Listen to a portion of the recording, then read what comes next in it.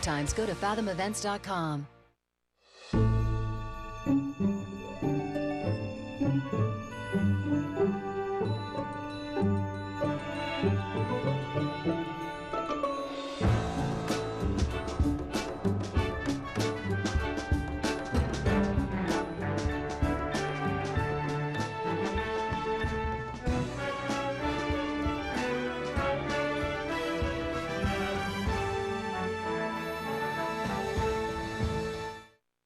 Hi, I'm Robert Osborne. It's time for another film program by our guest host this evening and every Tuesday evening in September on TCM, an author who knows everything there is to know about films made in and about Israel.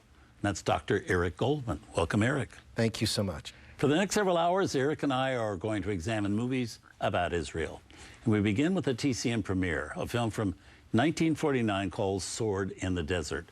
Now, this is a most interesting film because it's from Universal International, a company at that time was specialized in Donald O'Connor, movies about Francis and Ma and Pa Kettle. But all of a sudden, Universal comes out with this movie about Israel and what went on in the creation of Israel. I just find it so curious that Universal International at that time made a movie like this.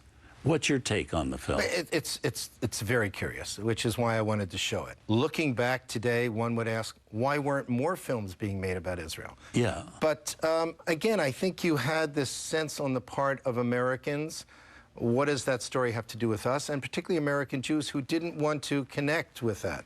You know, are you a loyal American? Are you a loyal Jew? What's this allegiance to Israel? That was still murky and problematic, particularly with the kinds of investigations going on at the time by the House on Un-American Affairs Committee. So all of a sudden this picture appears. Yeah, from out of nowhere. Out of the blue. So when Robert Buckner wrote this, I believe he had a grudge against the British. He wound up writing and producing this film. And he turned to George Sherman to direct it. And you see this throughout the film. You know, the bad guys are the British. They're the ones keeping these refugees from reaching their homeland, from reaching safe haven in Palestine. What we need to understand as we watch this film is that in 1939, largely under pressure from the Arab community, the British put a limit to the number of Jewish immigrants who could come to Palestine. It was 75,000 Jews per year. Now keep in mind what's happening in the world in 1939.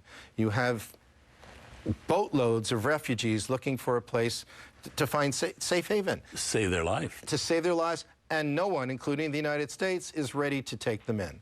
So they turn to the Jewish homeland, and the British have now said no. So what happened both at the beginning of World War II and after World War II was what was called Aliyah Bet, the illegal immigration, illegal because it was against British law, of many of these refugees, particularly after the war when you had these refugees trying to make their way to Palestine. And that's what sets up this story. And it was eventually banned in England, wasn't it? And the British did not like it at all and made a lot of difficulty for this.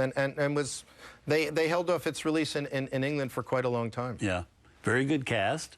Dane Andrews, who was a major star, you know, from 20th Century Fox, but the rest are all Universal International contractees, Marta Toran and Stephen McNally, and also Jeff Chandler. And Jeff Chandler, who is the only Jewish actor among those four, plays the part of the Jewish, I would call him the Haganah leader, the leader of the underground group that was responsible for bringing these illegal immigrants into Palestine under the cover, so that they would sneak them in so the British wouldn't know they were there. This is also a film that's rarely seen.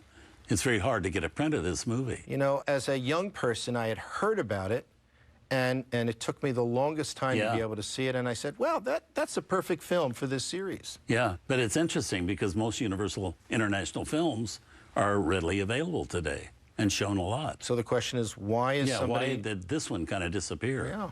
Interesting. Let's see the film. Here from 1949, and as I say, starring Dane Andrews, Marta Toran, Stephen McNally, and Jeff Chandler. A TCM premiere and a chance to see it in a newly restored HD print. Here's Sword in the Desert.